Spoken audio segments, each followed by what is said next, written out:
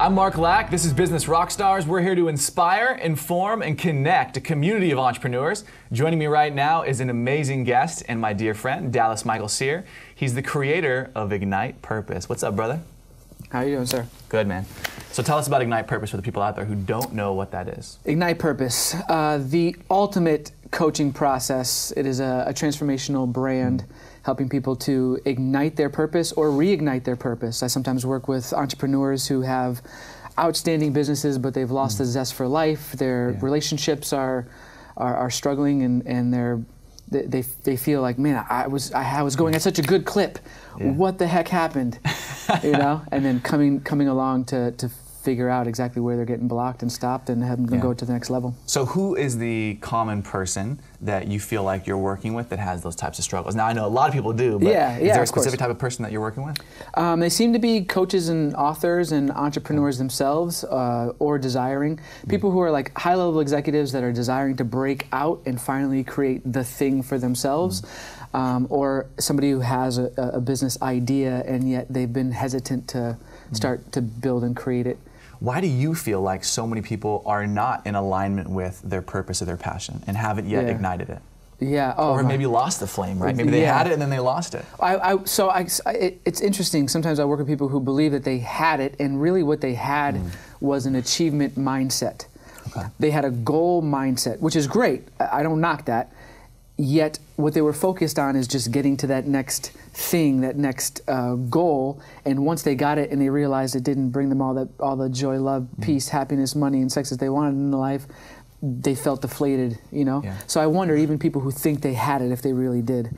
But the answer, I believe, is because of what we're conditioned, like the way that we're conditioned. Our society is not built on, hey, what is it that you, like when I say purpose, I believe about not just having this one thing that you're here to do, it's also about living on purpose. So it's knowing your purpose and living on purpose, regardless if you know it now or not. Yeah. And so eventually I want to get to the core with somebody and help them find their soul's divine purpose, like really feel connected to why they're here and what they're here to do. Here. Exactly. In addition to just living on purpose in the meantime, versus just waiting for that, you know, apple to fall from the tree, hit them on the head, and then all of a sudden they're like, oh, that's what I'm supposed to do. And too many people are sitting around waiting for magic.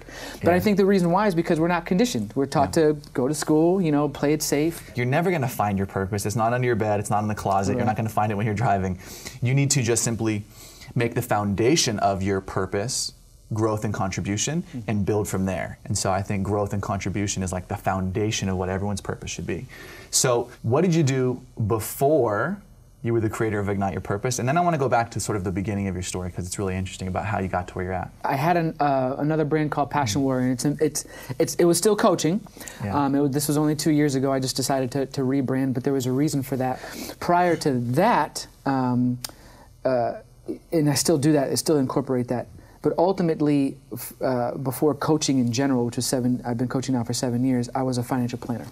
So I did that also for 7 years. I was with a specific company, still operating somewhat independent, and then I went completely independent after year 5. So for 7 years, I built a financial planning practice. That's what I love about you, is you went from financial planner to transformational coach and speaker. But before that, I was a hip-hop MC and a b-boy.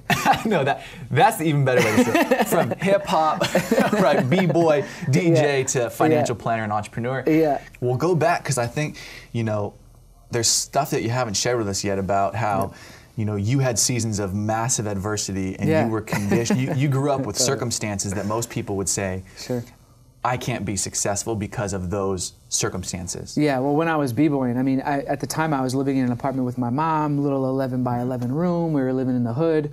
You know, there was times when I was really young. My dad was still with us before my dad left when I was 11. So before he left, there was times when we were struggling, and we would get assistance from the church in order to have like a good full Thanksgiving meal.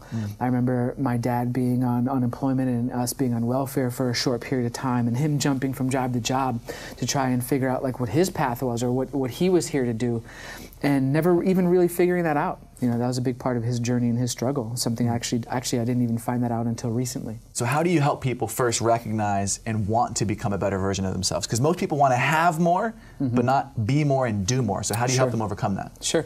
Yeah, the being more part is, it's it's having like a toolbox to help them connect more deeply to just their divine purpose. So one of the things that I share with people is that we forget that we're not these small meat suits. That when you look in the mirror, you know, you're not this small little flesh suit staring back at you in the mirror. You are the infinite space in between. You are a divine God. You are here with a divine purpose. So when I get caught up in my circumstances, believing that I'm a victim to them, that something is happening outside of me that is outside of my control, and I look in the mirror and I feel small and I see something that I don't agree with or like about myself, and I get caught up in this physical, material, matter world and think that this is it, then I'm trapped in limitation. I'm trapped in my body. I'm trapped in the belief that everything that's happening is happening to me and not for me. But when I connect more deeply to the fact that I am here with a purpose, that consciousness, God, spirit, the universe, whatever you want to call it, is happening and deciding to have this experience in you, as you, and through you, as my good friend Michael Beckwith says, that shifts everything.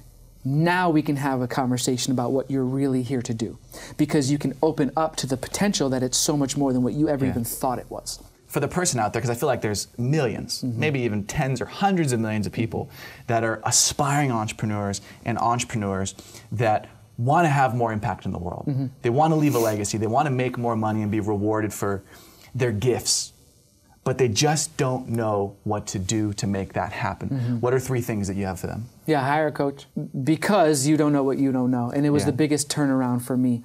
And get out of the conversation that you can't afford it, because if that's your conversation. Some people don't have that conversation. Well, that's the scarcity mindset. Scarcity mindset, exactly. That's why they can't afford you have the to problem not in the first do place. it. Exactly, exactly. So if you want to get out of that mindset, do the thing.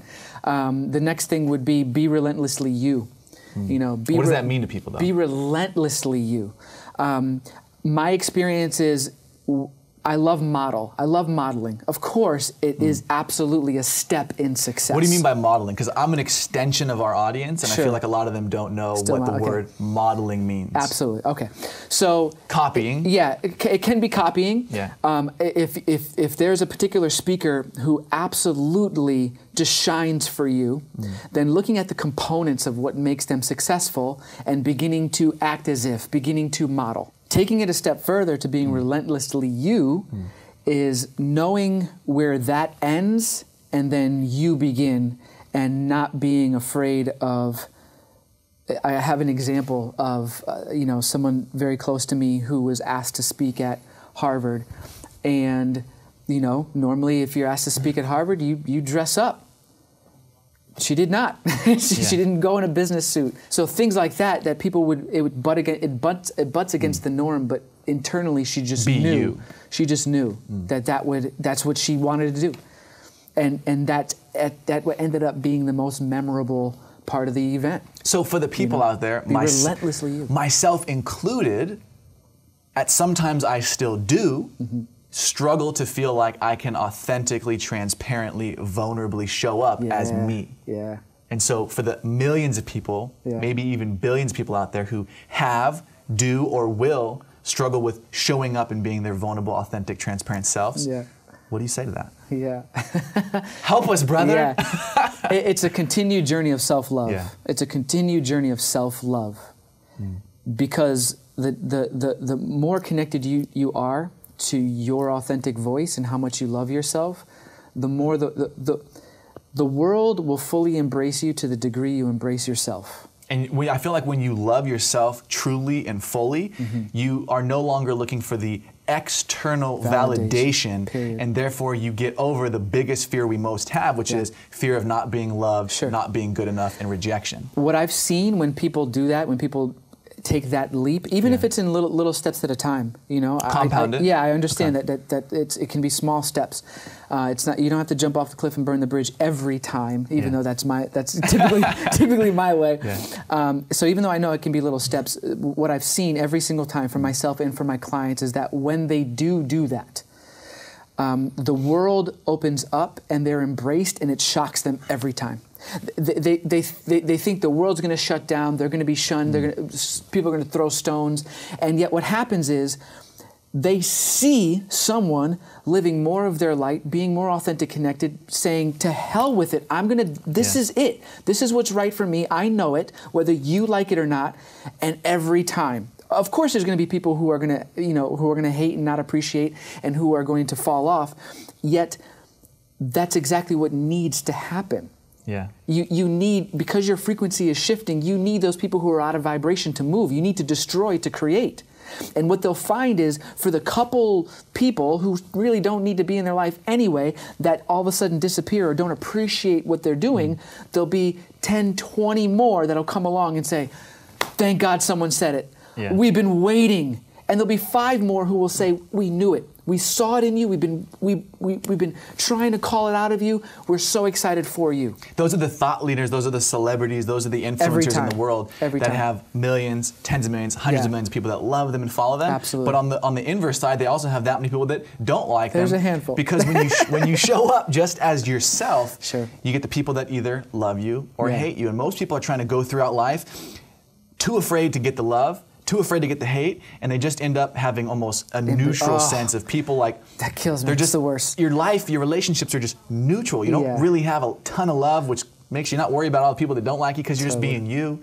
And I see that happen all the time. Yeah, I'd rather massively screw up than to be in the middle like that. Yeah. So, I mean, that's probably something that a lot of people struggle with. You got something to add. I want to share one last point, is that right now, there is something happening energetically, universally, globally, spiritually, if you will, on the planet, where more people are being embraced versus you would have the John Lennons of their time.